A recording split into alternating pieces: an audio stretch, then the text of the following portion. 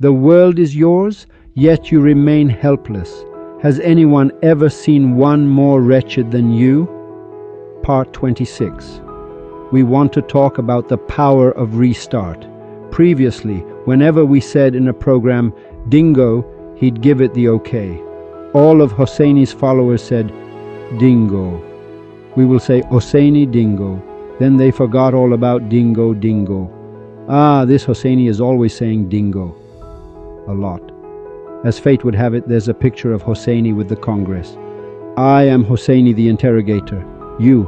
I am Hosseini the destroyed. Hosseini says subsidies are forbidden. And just like that, wow. Oh my God. They'd attack with 5,000 people. The power of restart is so great that ever since this program started, these scaredy cat dogs haven't said a single word about whether this Hosseini guy is good or bad. You know why? Because restart is the most dangerous program in Iran's history, and for that reason they've been given orders to stay silent, lest people find out restart is being broadcast. And still, over 600,000, if I said 700,000 or 650,000 today, I wouldn't be lying, but over 600,000 people are listening to this program, and you all have my thanks again. I'm a nobody in all this. I'm not a fucking big deal. Please understand this and thank the perfect human who has presented this program to you after 700 years. The point is, send restart mostly to your grandfathers and grandmothers for them to listen, because they are closer to death. And if for 2 minutes, for half an hour, you fall at their feet, even cry and beg for your grandparents to listen, you will have saved them. And for those under 15, whether they're asleep or awake, they love whatever is broadcast. They are the future soldiers of Sufism and mysticism. People don't even know a single line of poetry from Maulana Jalaluddin Muhammad Rumi. The guy took one piss in Anatolia, and now all the Islamic Republic's websites are calling him Maulana Rumi. Mr. I took a piss on the way. Maulana of Turkey. Buddy, he took a piss and came back. All his books are in Farsi. Why are we giving our assets away to others? Any site you see that calls him Maulana Rumi or Maulaya Rumi, take a shit on it and flush the toilet. That son of a bitch is getting paid so that this Thursday we can expose the father of these people who interpret the Masnavi of Molavi and all that without the permission of the perfect human, so they understand who they've messed with. They still have no idea what's going on, and soon many will unite. Just as now, 10 famous people a week who teach Molavi, Hafez and this stuff have united. It's very interesting for you to know that they've united against restart. Then on their own sites What a moron. There are only two possibilities. You who interpret Hafez and the Masnavi, there are only two possibilities. Either you have to come and tell the Iranian people, I ate shit, I was wrong, Mr. Hosseini is right, I made a mistake, forgive me, I didn't understand the things Hosseini says about Molavi, in which case people will say, what an idiot you are then. Why? How can you interpret Hafez and the Masnavi? Which means you know and don't act on it, and you didn't say it, which makes you a criminal, superior and prominent. Those who do not know the truth are ignorant. Those who know the truth and do not act on it are criminals. You sit there for a long time without the permission of the perfect human, on Iranian TV, spouting bullshit. Your whole bullshit is that you go up on the pulpit, climb 4 steps higher, and think you're some big shot. Really, when you go to a church and say, I am the shepherd, you are my sheep, you understand something, right? You are all nothing, you're all lying. I'm a Baha'i, I'm a Jew, I'm a Zoroastrian, I'm a Muslim, we are Muslims. I don't know, just shut the hell up, man. Sit down, man. Like some of this filth, you're leading the sheep in a direction to be sacrificed. This program is presented to you, dear listener, on behalf of the perfect human, meaning Muhammad, Moses, Jesus, Peter, and the only path of religion is this restart program. Why? Because if all the people of the world gather and tell you you're not thirsty, you say, I am thirsty. Hosseini, because you understand thirst. You don't need to hold a mysticism class for thirst. For thirst, you don't need to go to a church to explain. No one in a church, no Ayatollah should have to explain to you what thirst is. Thirst says, hey, shut up. I myself understand when I'm thirsty. The thirst for restart is an inner nature. What does that mean? It means the power of the perfect human is within you. The world is yours, yet you remain helpless. Has anyone ever seen one more wretched than you? Are you looking to understand something from the outside? Looking for restart is power. If it moves, you understand it, and its only path is from within. Meaning if you text, "Dear friends, what book should I read?" Read your own book. Hey, you've said it 1,000 times. For instance, restart shows a way that for 700 years, 5,000 years, minimum 3,000, maximum, they've all attached it to themselves. The Sasanian era was like that, always like this, a bunch of people after money. And now where are these Christians getting money? Where are these Jews getting money? Where are these Baha'is getting money? And where are those Muslims getting money? All this money is against the perfect human, and very great secrets will be revealed in this program. Let's go to Mawlavi's verse. Look, whenever I'm switching up a poem, my beauty is if I read fast, there's definitely a reason. But when I insist on a verse, it won't be solved until we understand it. The story of the contest that I said, where no matter what question we ask, no one will answer to the end. I already explained the story of the contest to you from your topic, that I said I will explain it in several other ways. The ways I mention are definitely to your benefit, meaning another state, another method. In Mawlavi's poem we had reached where he says, so the living standing Imam is that saint, whether from the lineage of Omar or from Ali, he is the Mahdi and the Hadi, guide, O seeker of the path, both hidden and sitting right in front of you, he is like light, and intellect is his Gabriel. This line, we haven't finished with Iran yet. Last week we explained this line, and now I have to explain this line. He says, he is like light, and intellect is his Gabriel. This is a very important point.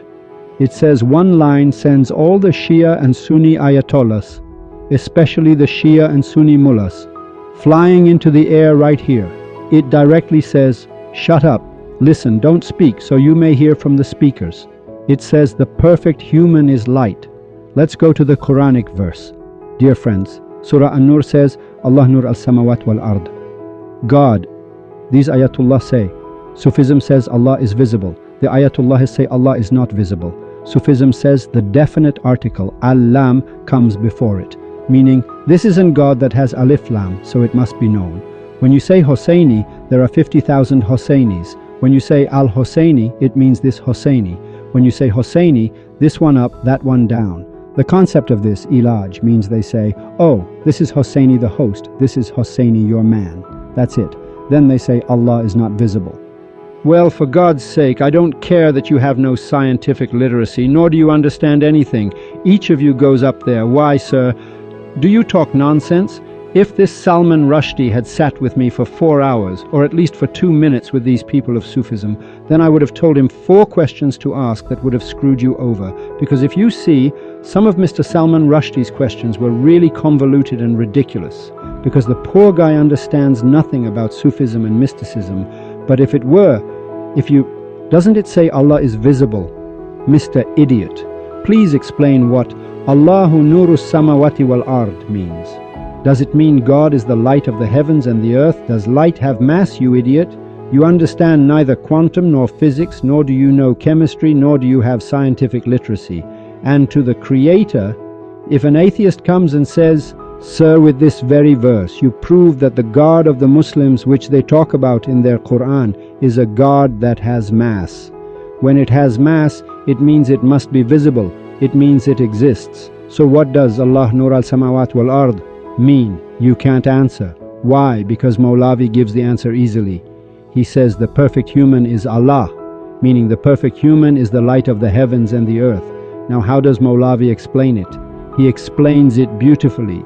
He says God is He who.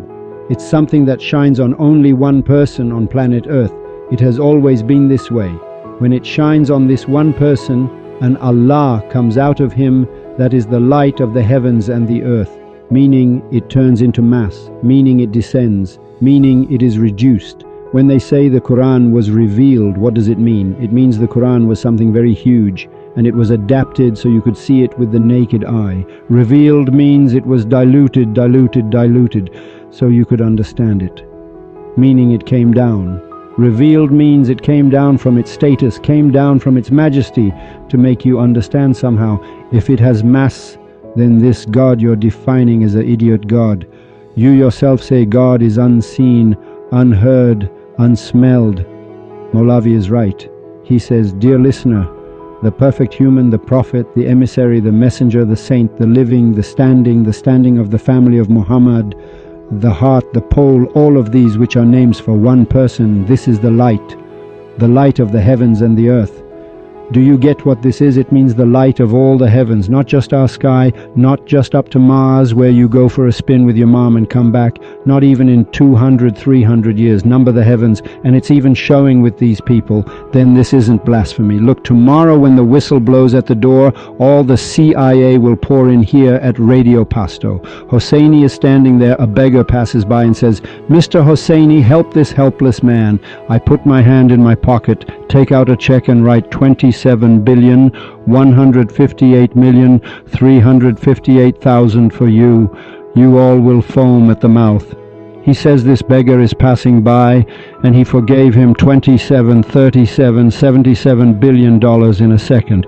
Then Hosseini's majesty is seen, and God's majesty is seen when the entire heavens and earth belong to the perfect human, when the deed is in his name. Buddy, when you die, you'll finally see, man, you didn't understand this thing at all. The entire 7 heavens and earth are the deed of this person. This person is the decision maker in the entire universe. He wrote the check, put it to sleep, and breathed of himself into it. As soon as he breathed, it took a breath. Do you know what took a breath means? When this person is dead, when you give mouth to mouth, do you know what that means? It means you give mouth to mouth. He falls into a coma and takes a breath. When he takes his breath, you exhale. So the Big Bang is the turning point between the inhalation of the entire universe and the exhalation. That's why the universe is expanding. It's going. That's why the world is expanding, because this is the exhalation. Every breath that is drawn in is the first breath of the perfect human, the entire universe. Buddy, this makes God's majesty bigger, not smaller. You publish a book, you publish material, you talk. Allah has mass, buddy. Allah has mass. The name of a being called Allah. So it means the name of the perfect human, and the Alif Lam of Allah indicates that this is an idol that has the definite article, a special important idol. Otherwise, this verse of your Quran, Muhammad didn't have a Quran. Now 4 idiots go and sit on TV and talk about the Quran. Dreams, all of them. Hey, and he says, "I am God." God gave it in a way that it's a recording. He talks as if he was God's companion and saw him up close. They really talk in a way that seems very... This is a specific exhalation that exists in that being. They've written a lot of other poetry too. Sir Faid al-Kashan. Let me say this, it's very important, then I'll continue the poem. So Molavi says that the perfect human is the light of the heavens and the earth, and intellect is his Gabriel, meaning Gabriel is his thought. Mr. Faid al-Kashani wrote many books, but the vessel of his perfect human hadn't moved. But when the vessel of his perfect human moved, he said a few verses that are enough for all these dear listeners to know who Faid al-Kashani is. Just know that if you gather all the current Ayatollah, they don't even amount to his little toe. Everyone knows this. He was one of the mullahs of that era who was shaken like Molavi. When the vessel of his perfect human is shaken, he says, besides the love of the beloved's face, was wrong, whatever we did besides this work was wrong. He says it with tears. He says, all these books I published, all this Quran I read, all this Quran I memorized, and all this Torah I read, all this jurisprudence I read, all this I don't know what I read, grammar, morphology. I remember I read daraba, darabu. It was all wrong. Besides the love of the beloved's face, besides the love we had for this beautiful one, the beloved, the perfect human, whatever we did was wrong. Whatever we did besides this work was wrong. Whatever we said and heard was a mistake, except for the hadith of the beloved's lip was wrong. Ayatollah Faid al-Kashan is saying, I was wrong. You stand up all stiffly for me. You jump up the steps of the pulpit 2 by 2 like a monkey, then you woof woof, you talk, then you make gobbling noises. Faid al-Kashan. You who in comparison, when if you say you are someone in comparison to Faid al-Kashan, you really need a slap in the mouth. I mean, I should start a storm now and say, slap you in the mouth. I have no other way.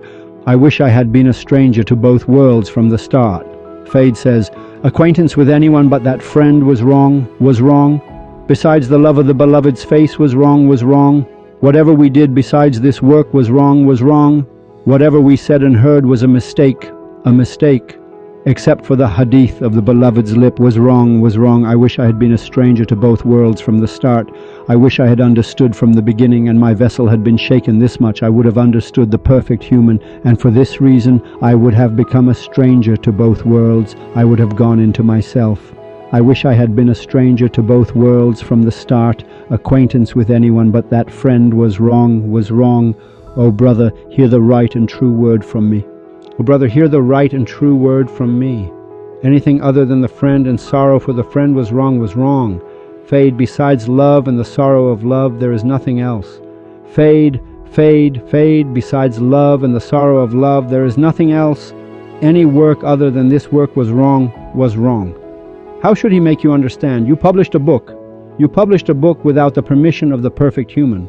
Now he's stuck wondering what to do. They accept his repentance, they forgive him. He issues a retraction letter that I was wrong, whatever I said was wrong, forgive me. By God, a mujahid, he publishes a book for himself. You'd ride 500 donkeys for him to become something. It's not clear at all what he was doing in the midst of this. It was wrong. One doesn't know what to do, really. Meaning, they have told us so many lies, so much bullshit.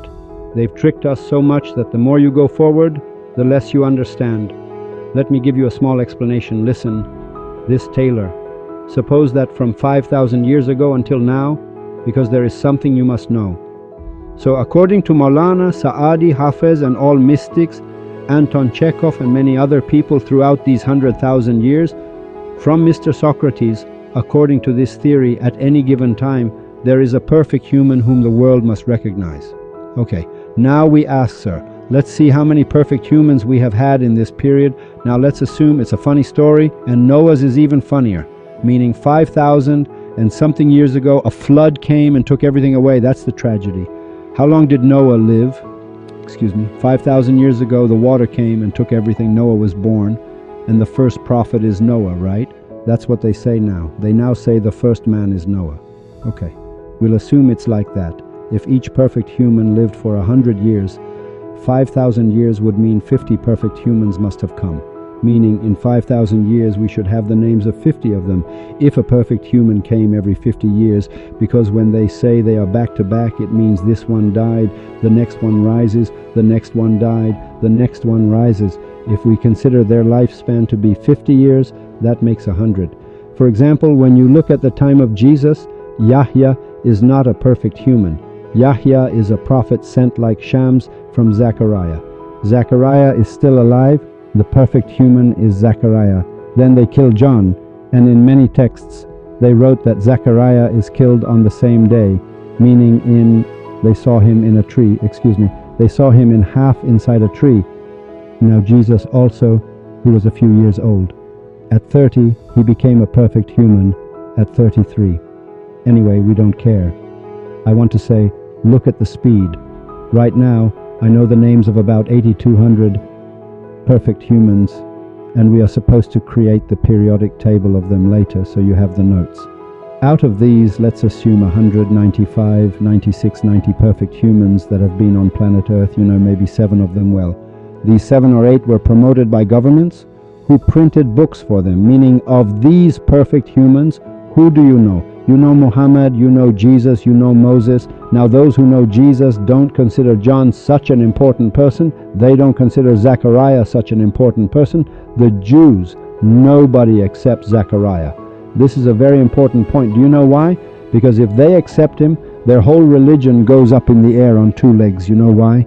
Because they want to say, sir, by God, there was no Zechariah. Jesus came and went. Why? Because John was baptizing under Zechariah's orders. Now these idiots are forced to say Zechariah didn't exist. Now the Mandaeans in Iran are also followers of Zechariah, meaning their prophet, their last prophet, is Zechariah. Anyway, that's not the discussion. I want to explain this. So there are 80 or 90 perfect humans. Each perfect human has about 10 to 20, for example. Let's assume, 10 to 20, then they have 50, then they have 60. It happens very rarely that they have a Sufi. Now, if, for example, we don't even have 50-50, there's been no difference throughout the years. For example, Mr. Jesus, he had a total of 12 disciples. There were 12, they themselves say 12. Or Moses, they themselves say he divided their system into 12, meaning there were 12. And in some places, for example, in the time of Abraham, Abraham raises a prophet, meaning he sends him as a trust of the perfect human named Lot and others. Now, I assume that when I say Sufi, it means the current perfect human has 10, 15, 20 people, each of whom is a Sufi, meaning each is a sea of knowledge and great people who are completely incomprehensible, meaning if you talk to them up close or sit with them, you won't understand at all. Imagine one of them now, born in the 7th century, Islamic calendar, 13th century, Mawlavi, who is discovers everything and discovers you. He writes poetry. Well, you don't even know. And Shams is an old man who comes along this path. You have no idea what to do. All the neighbors are saying, "Sir, fix your pants." Everyone was obsessed with Shams's pants to understand. I mean, really, Shams, whose appearance was nothing, whom you couldn't understand. Now imagine being born in the 7th century. I mean, think, if you were born back then, who would you be following? For God's sake, who would you be following? You'd be following Nawab Safavi and fixing your sideburns and dancing and drinking alcohol and following some idiot, and some of you listening to this makarem, and the rest of you madly in love with His Excellency Mr. Shariat Madari, whoever he was. I mean, the peak of your understanding. Where would you understand that this Shams is a prophet? That these are poets? Shut up. Really, shut up. A poet means someone who pulls something out of himself. A mystic and a Sufi mean they have nothing of their own to pull out of themselves. Everything is given to them and they bring it out. That's why every verse of Mawlavi and Hafez is important, as we've explained the distortions for you, what is happening. So their number is different, their character is very specific, meaning a number of them have a certain quality. Let's go to our poem and see what Mawlavi says. He says that he is like light, so the entire light of the heavens and the earth is the perfect human. Mawlavi says it. Hosseini himself hasn't said a word. Maulana says it. The Farsi Maulana, the Iranian Maulana, the Maulana who is from Balkh. Then if Afghanistan comes and says, "Sir, he was born here," because Afghanistan was part of Iran then. If they say it, one says, "Sir, that's right." Maulana Dashtaki really went to that same realm. Now everyone calls him Rumi. It's very interesting to me. Okay, he says he is like light. Now we understand what light is. It means that all the light that exists in the world is this one person. He is like light, and intellect is his Gabriel Chei, and that saint who is less than him is his lamp, and that which is less than this lamp is our niche. For light has orders in its ranks. He says it's a light like you've put up these curtains then, say, on a shelf, and it itself is this space of its diffusion, and he's explaining that this light is in all directions, meaning he is precisely pointing out that when he says light, he's saying, no, light has two problems. One, let's put aside its particle and wave nature. There are two big problems with light. One is that light is from all directions, so it has no direction of prayer that you think you can raise your head or lower your head to pray. It doesn't have one. The second point about light is that light is photon by photon. Do you know, listener? What does light is photon by photon mean? It means the previous photon and the next photon come one after another, and you see light this way, and the first photon is not a repetition of the second at all, meaning the light that is coming is never repeated. Do you know what that means? It means if you are seeing this book, it's 555 billion small packets coming one after another, and all of them, you yourself see this book, where the first one is completely different from the last one. This itself is an important point. Like cinema, the difference is like a photo versus cinema. Cinema consists of several photos stuck together at high speed, and you watch the film. This film means the previous picture is not like the next one, meaning it's another picture because the hand has to move. If all the pictures were the same, the hand would have to stay still. So this shows that light is changing. Light itself is different. Meaning when he uses light as an example, it means that the perfect human who is on the planet now has different laws from the perfect human of 50 or 70 years ago, meaning his words might even abrogate theirs. What does that mean? It means, for example, you say, "Sir, I have such and such illness." He says, "Don't eat honey." Then next week he says, "Now eat it." Now imagine when he says, "Don't eat honey," millions of people will comment, "Bravo, the perfect human said not to eat honey." Firstly, whatever he tells you is for you, not for the person next to you. A society that is based on narration is based on, for example, 500,000 narrations, and they are all fighting over these narrations. What's the point? The point is, it's not like that. It means the perfect human who is relevant to you, who is your decision maker now. Whatever he says is correct. Maulavi is saying it. He's making a very important point. He's explaining the concept of abrogation completely. Dear listener, pay attention. It means whatever Jesus said has nothing to do with you at all. He did what he did. Whatever Jesus says has no relation to you. Whatever Moses said has no relation to you at all. Whatever Muhammad said has no relation to you at all. Whatever Peter said has no relation to you at all. What is related to you is what is now. A very important point is being made. It means now he might say that such and such is so and so, prayer is forbidden. He might say it's forbidden. If he says prayer is forbidden, what will you do? Finding him, having your vessel shaken isn't enough. You used to perform ablution in 2 minutes and 12 or 16, yes, or some 12, to pray 4 rakats. They do it in 2 minutes and 12 seconds, some up to 14 to pray 4 rakats. They were very comfortable, happy that they had done a good deed.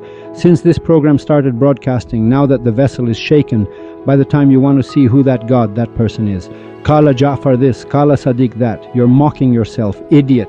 Where did Peter know that seeing a naked picture of a woman is forbidden or permissible?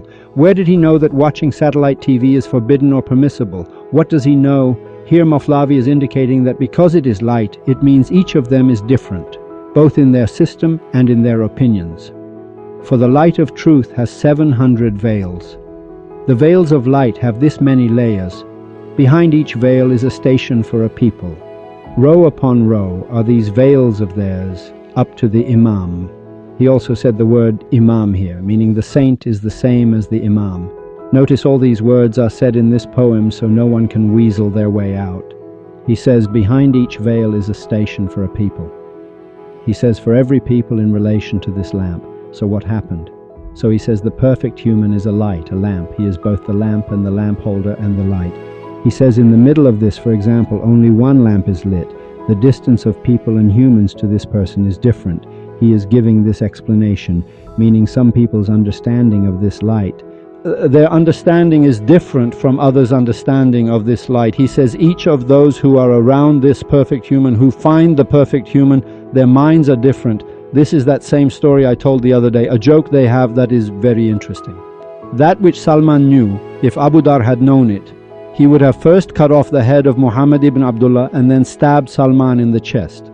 The reason Abu Dhar didn't kill Salman is because you don't understand what Salman was seeing. It has ranks, meaning in the third realm that Attar explains, faith, Attar, I'll put it this way, on level 3 of Attar, Attar says the Sikhi, meaning someone who has first recognized the perfect human and then has gone on that path. The perfect human finds something that can grow. He says the seeker in the third stage can do anything that all the prophets of the earth and time could do. And for this reason, a very great pride gets a hold of him, and many great mystics have fallen at this third stage. As Maulavi says, the ladder of this world is me and mine. In the end, this ladder is bound to fall. Inevitably, whoever sits higher, his bones will break more. Yes, but with him is your path. The third step is called one whose prayers are answered. In the third stage of mysticism, the level of the Simurg, Mr. Attar fell down, Bar Sisa, the worshipper. Sadi says the same thing, he fell down. Many have fallen. Why? Because you just throw it out there and it's granted. You can walk on water, you can do anything. See what it is. Then there, in the third rank, Attar explains that he goes, now these are very debates, and it has nothing to do with you, dear listener, because you just have to find this perfect human.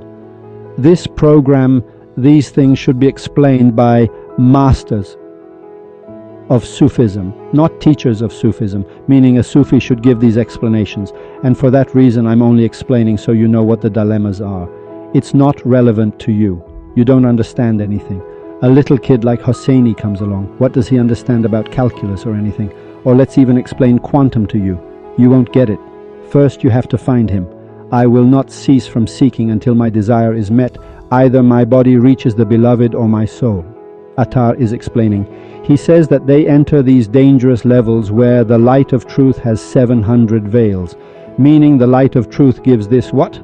The light of truth means in the name of Allah, the most gracious, the most merciful.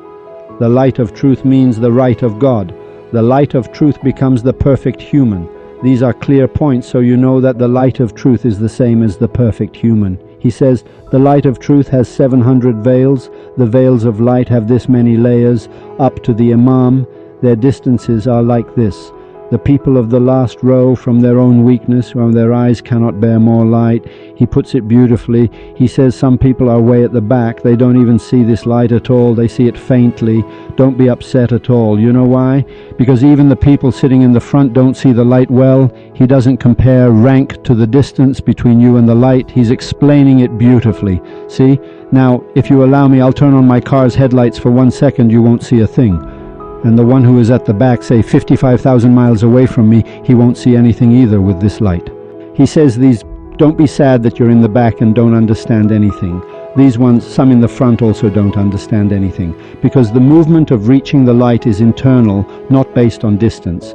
He's giving a very important message. There's a very important message in this, meaning he's saying that the types of gazes, the ranks, the places where they understand mysticism have nothing to do with distance. What does it have to do with? It has to do with that understanding. He says, the people of the last row, from their own weakness, they themselves are weak. Meaning he's turning it back on you. It's not outside of you. Everything in the world, this is what he's saying. The people of the last row, from their own weakness, their eyes cannot bear more light, and that row before them, from the weakness of their sight, cannot bear more brightness. He says the one sitting in the back, his eyes are weak, he can't see. The one sitting in the front, his vision has a problem, meaning the light has hit his eyes so hard he's gone blind. For this reason he wants to explain now. Now some people go into that light. We'll see as we go further. The brightness that is the first life is the torment of the soul and the temptation of this cross-eyed one. The cross-eyed, these two middle eyes, the one whose eyes are crossed, sees double, the cross-eyed ones. Little by little it decreases. When he passes the 700, he becomes a sea. He says, when you pass these 700 veils, you are a drop that has reached the ocean. What does that mean? It means to see the sun. If you go towards the sun, you melt, you go into the sun. Now you can't talk bullshit anymore, Mr. Mystic Schmistic, Mr. Betterman. We saw something. Don't tell the people. You can't talk anymore. Why? Because when you become light, light shines out. Being on Mars and seeing the sun is different from being 2 meters inside the sun and seeing it. There you melt. You become the sunlight itself, and for this reason you become a sea. If Hosseini now goes with, for example, they say a small child you take to the sea, he keeps peeing in the sea. After 5 minutes he can't say, urine, this piece is my child's urine, sir. Swim, swim. Or for example, 2 minutes later you go, you jump into the sea. You don't say, sir, don't swim. My child urinated here. The guy says, shut up, man. Even if you are urine, when you reach the sea, you are pure. Become the sea. Do you get it? He's explaining this same point. He says when he passes the 700, he becomes a sea. That's enough. These next few verses are also a bit dangerous, because it goes into the level of mystical things, meaning the perfect human must first be found before this can be continued. And the best source for this are the Sufis themselves, of whom there are 20 in the world. They give the best explanation for this. But the Restart program is teaching you to only read your own book, and you must arrive from within yourself. And who has ever seen one more helpless and wretched than you?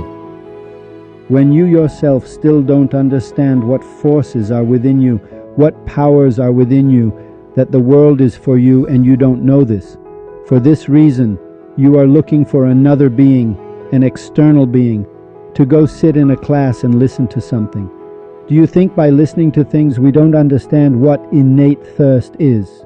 When Hosseini says it's not transferable, it means that this rabbi who is talking up there for people, or this priest, this person, is transferring, meaning he says, I understood something in this space, and he is transferring the path of God to you. This Ayatollah is on the path of God. He says, I'm talking about these things around God to enjoin good and forbid evil for you. Well, isn't enjoining good and forbidding evil Mr. Hosseini? Really, what happens to anyone who doesn't enjoin good and forbid evil? He definitely goes to hell. So Mr. Hosseini, you've become contradictory. You're saying the same thing as the mullahs, number vary. Enjoining good and forbidding evil means to do it to your own motherfucking self. Become your own motherfucker. Enjoin good and forbid evil upon yourself, not the person next to you. Enjoin good and forbid evil. Enjoin good and forbid evil upon yourself, you idiot. Not the person next to you. Mr. Cleric, is it good if we read the Bible? It's very good. My mom and I have decided to adhere to the laws of the Bible. Shut up, you filth. You and your mom sit together? A religious government? Do you have the right to form a meeting together to say, now let's whoever lies not lie anymore? Who the hell are you? A prophet? A messenger? Are you around God? Who gave you permission to form an intellectual government with your mom? Not a state government. Man, the state government, they'll shove a skewer up your... Look at how Mr. Erdogan will soon have a skewer up his... Of course, the people of Turkey should have been disciplined. Their fathers will be tormented. We knew this 10 years ago. We said it 6 years ago. Sufism said it. The people of Sufism said it. Then he flogs. You take a guy and flog him. My cells now and my cells half an hour from now are different. Whenever you give, you are dirtying those same cells, you idiot. You give it out. My body has sinned now in a quarter of an hour. My body is not the body you are flogging. It's another body. It's as if you take me and my mom... That's why he says, a blacksmith sinned in Balkh. Yeah, in Shushtar, they beheaded a coppersmith. It's the same message. It means this person who is Hosseini now, tomorrow he is... and he returns to Tehran. He comes and says, sir, I have arrived. You can't punish me. I am not that Hosseini from America. I am something else. My cells have changed. This stuff that comes out of the hole. Mister, these 7, 8, 10 holes of yours and the 7, 8, 10 holes of the mullah, this is the same poos, the same dead cells. Then he executes. The people of Sufism are completely against execution unless by the order of the perfect human. Just like that. Because he gave the soul, he takes the soul himself. Mr. Hosseini, we're stuck. You say he gave this soul, he takes it himself. So Hosseini's God is a complete nobody here. Go back and listen to program 24, Restart 24, the most shocking program. Go listen from the beginning. It doesn't diminish God's majesty. It doesn't diminish the majesty of the father-in-law or the father, as the messiahs say, to give his daughter a dowry of $25 billion, to give his son-in-law $35 billion. Whatever he gives, his majesty goes up. The fact that the heavens and earth are in the hands of one person means you see what that one is. You flog someone, so enjoining good and forbidding evil is excellent. To whom should we do this? To our own shameless self we must do this. Enjoin good and forbid evil upon ourselves. I must say it to myself. Myself, it is wrong to break the shape of the mirror. You can't give your opinion to the person next to you. You can't, beautiful, you can't. They will destroy you. That's why you can't go to congregational prayer, because you have united facing the Qibla of the mullah's ass. You are united praying towards that ass. It's very inappropriate. Now, if you pray in your own home, I won't be upset. You all go and bow and straighten up towards the mullah's ass, and everyone looks and says, Alhamdulillah, praise be to God. Well, I say set your Qibla, at least to a Jennifer Lopez, something. I say at least do something. Why? Because the hadith, the Muslims themselves know, committing adultery or praying when you haven't found a perfect human are both the same act. So at least commit adultery, man. By the Quran, at least you had some fun. You form a Qibla for us. Can you say one word without the permission of a perfect human? Can you say one word? Dear esteemed listeners, excuse me if it's not in my hands. The guys in the back all have their fingers on the cutoff button. I say there's no cursing. For the head, cursing is not a problem at all. The boy and girl now want to understand the issue that, sir, this story is that whether you find the perfect human or not, when you don't find him, you can do whatever the hell you want. What is cursing? Cursing is yes. Because I'm saying adultery or prayer, both are a curse. To say a word without it, do it, man. Kid, do it your way. If you fall at someone's feet, your grandfathers or grandmothers, and cry and beg them to listen to Restart, be sure that you have given them billions of dollars. Spreading Restart to boys and girls under 15 is important, and to those over 50. Why? Because they are closer to death, and these ones' stature is ready. It's getting ready. When you are a Christian, you sit at the table with your family. You raise your hands in prayer. That is the biggest mortal sin. Do you know why? Because you are telling your child, Jesus, thank God. How can you thank a God you haven't seen? You pray alone. You have no right to make your child sit and pray. Many other things. Restart is It's dangerous, and nothing can be done about it. I love you all, and we will end program 26 with 2 verses from Maulana. The atoms of the universe secretly speak to you day and night. We are hearing and seeing and joyous. With you who are not privy, we are silent. Farewell. I hope